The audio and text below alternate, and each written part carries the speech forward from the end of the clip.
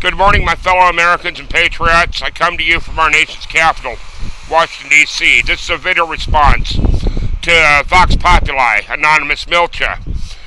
Anonymous is calling for a civil war of Americans against Americans, brothers against brothers, and sisters against sisters, mothers against fathers, and fathers against wives.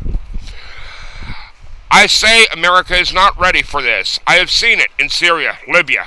I walked off a mountain in Korea called Chosun, a reservoir there. We were assaulted for the day after Thanksgiving. Sir, I've never been the same since. Warfare is hell. And I'm going to ask you all to take your time and think. Hey, prepare, yes. I'm not saying don't, because to prepare for war is to keep the peace. However, I ask that we, American patriots, allow diplomacy to proceed piss-poor preparation of warfare. Because if you can't, right now there is no way we, the people, could possibly begin, even with small unit actions, to fight a civil war, as these people are calling for.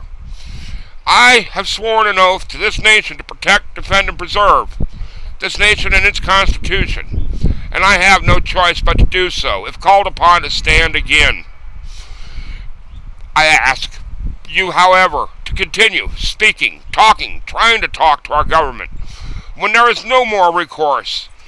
Make sure that we have over 90% of the people behind us before we begin any aggressive action. Otherwise, they will just stomp us. What have you people done to prepare? What sort of intelligence do you have? How many military units do you have behind you? Do you have any military units ready to pull tanks out of barracks? Any military units ready to leave the barracks and support you? Do you have any resources available? Food, clothing, shelter. These people, your troops, need to be fed, clothed, sheltered. They need safety where they can bivouac.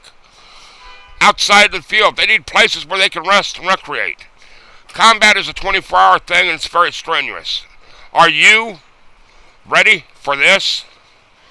I have seen, just recently, I pulled little kids out of a school in Syria because Assad's forces bombed a school. I pulled patients out of hospitals in Libya because Gaddafi's forces bombed hospitals. We could expect this from the American government and have it blamed on us. If you're willing to commit to this, then I will not be able to support you. However, if you're willing to wait and prepare and let negotiations carry their course, I will be behind you 110%. Because I honestly don't want to see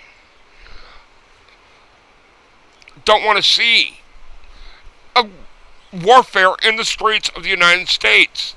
This country would not know what to think. It does not know anything. It's never seen it. It's never been there. 1 out of 10 people in this country have maybe served in the armed forces in a combat role. Most of the people in our armed forces today are sitting on their asses at desks. They don't know which end of a rifle to use. I know this from experience because I've been out with a few of these assholes. Now, folks, if you're ready, you let me know. But until then, shut the fuck up and get ready.